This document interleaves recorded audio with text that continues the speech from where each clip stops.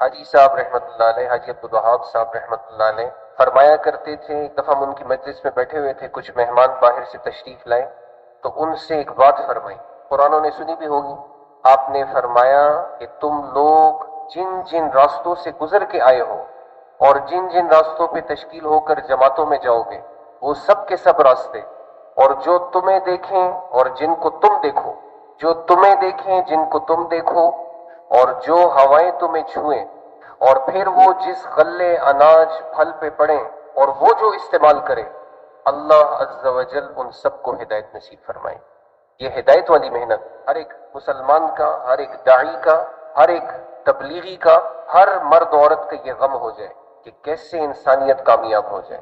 قوا انفسکم واہلیکم نارا، پہلا حکم ہے اپنے آپ کو، اپنے اہل و عیال کو بچانا، یہ حضور صلی اللہ علیہ وسلم کا خاصہ ہے۔ تو یہ جو مجمع یہاں پہ آیا ہوا ہے، ہم خود نہیں آئے عزیزوں، اللہ نے دیکھا ہے رحمت سے، اللہ نے چنا ہے ایک ایک کو، مختلف قوموں کے لوگ ہیں، مختلف نسلوں کے لوگ ہیں۔ میں مثال کے طور پہ کہتا ہوں بھئی میں میاں فیملی، میاں برادری سے ہوں، کوئی کہتا ہے ہم خٹک ہیں، کوئی کہتا ہے ہم فلاں خیل کے ہیں، کوئی کہتا ہے ہم فلاں گاؤں کے ہیں، ایسا ہے نہیں ہے۔ اور حدیث پاک میں اس کی تشریح بیان کی گئی، مختلف قوموں والے، مختلف نسلوں والے، مختلف زبانوں والے جب ایک جگہ مجتمع ہو دین کی فکر میں، اللہ کے ذکر میں، اللہ جل جلالہ ان کے گناہوں کو معاف کر دے۔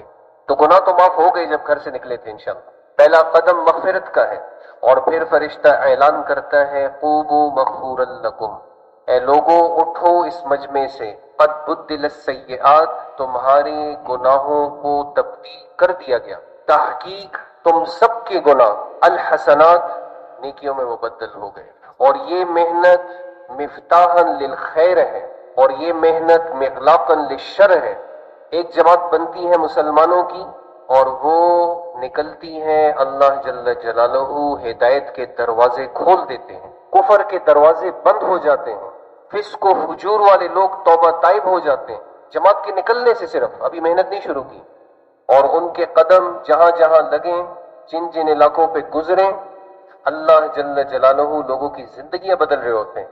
وہ بیچارے تو سیدھے سادے بھولے بھالے اللہ والے 2 2 دن ایک ایک مسجد میں کام کر کے جا رہے ہوتے ہیں۔ تو اسی لیے عزیزوں یہ محنت نبیوں کی محنت ہے، اور ہم اس محنت کے سیکھنے والے ہیں۔ جتنا بھی مجمع ہے، میں بھی، آپ بھی، ہم سب کیا ہیں؟ سیکھنے، اور سیکھنے بھی کیسے؟ حضرت مولانا جمشید صاحب رحمۃ اللہ علیہ فرماتے تھے کہ سیکھتڑ ہے۔ سیکھتڑ سے مراد کیا تھا کہ سیکھنے میں بھی جو بہت ادنا درجے والا ہو، مبتدعین ہو، ابتدائی درجے والا ہو، وہ لوگ ہیں ہم اس وقت۔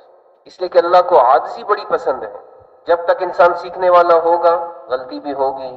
جیسے بچہ ہوتا ہے نا چھوٹا سا، ایک چھوٹا بچہ ہو، ابھی وہ قدم نہیں اٹھاتا، ہاتھ پہ بھی چلتا ہے، پاؤں کو بھی استعمال کرتا ہے گھٹنوں کے بل، لیکن جب آہستہ آہستہ شروع ہو جاتا ہے چلنا تو والدین، اس کے بھائی بہن بڑے، اور وہ اس کو سراہتے ہیں، ماشاءاللہ ماشاءاللہ، ایک قدم لیتا ہے، حالانکہ اس سے چلا نہیں ہے، ایک قدم اٹھایا، پھر چارپائی کو پکڑ لیا، پھر ماں نے اٹھا لیا، پھر بھائی نے ہاتھ دے دیا۔